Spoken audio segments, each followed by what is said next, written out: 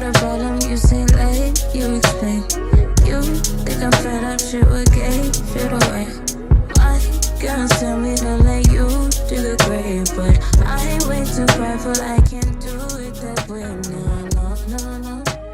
Hey y'all, welcome back. So today we're going to talk about editing on your phone. So I am an iPhone user. I do not have a Mac though.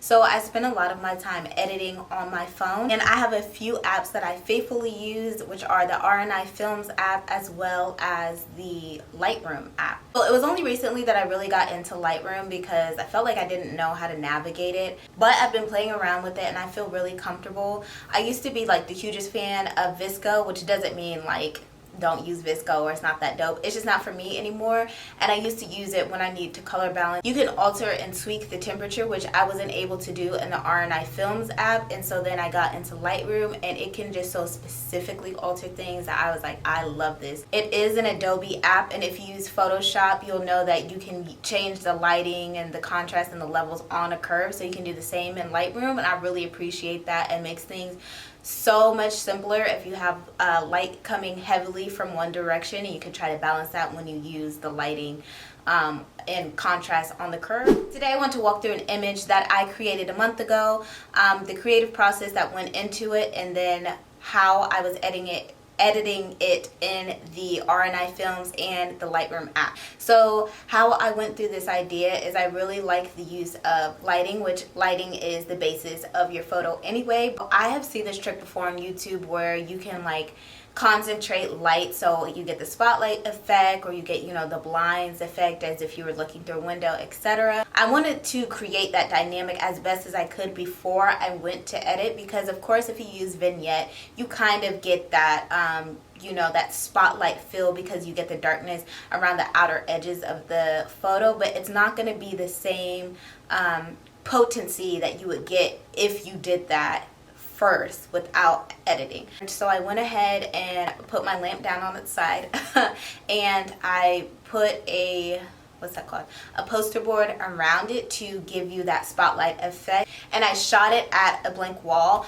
and I just focused on putting my camera at about, I believe it was at like 400 ISO, so that it was like, you know, that you're not getting the most light and you're not getting complete darkness, so that there was a healthy balance in the contrast and the light that was coming in.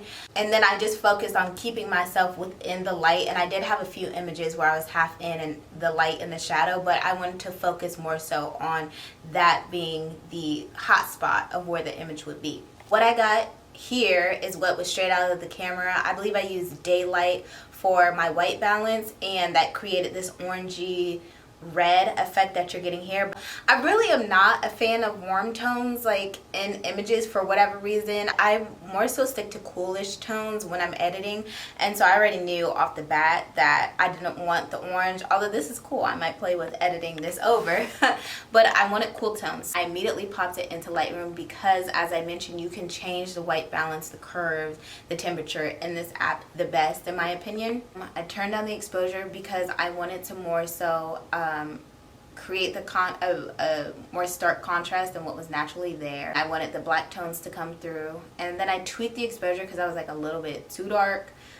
So then from there I go to the color, and that's where I changed that. To stop right there, so as I will preach, please learn your color wheel and, you know, just get a vibe, as I said, is what you wanted. I personally am more so a fan of cool tones, so I immediately knew that I needed to create cool tones in there. So I knew that I need to more so change it into the blue tones, and I also know that I can change the overall tone of the picture with the highlights and everything to bring more blues and purples in that are illustrated in this photo. Once I turn that down, I go to curves and I bring up the blue, as I said, and then I go into RNI Films. I want to change the contrast even more, and so I turn down the brightness just a little bit to get the shadows. You see, that actually helped. And then I turn down the highlights a little bit, and then I turn down post warmth because, as I said, in RNI Films you can't directly pinpoint your red, greens, and blues in there. Okay, so RNI Films works on pre-warmth and post-warmth, and they also have pre-tint and post-tint, and so I always like to think of the pre as the highlights and post as shadows. And so when I went to post warmth, I wanted to take the warmth out of the shadows, and so doing that, you saw that it brought more purple within it because I was taking the warmth out of the shadows. And then from there, that is exactly what I wanted, exactly the vibe that I wanted. It gave me the effect of creating the magic pre-production as well as post-production to marry together. And like I said, naturally, just coming straight out of the camera, it wasn't giving me that spotlight feel that I wanted to, just because I was in my home using a lamp and not, doing anything in studio with more powerful lights.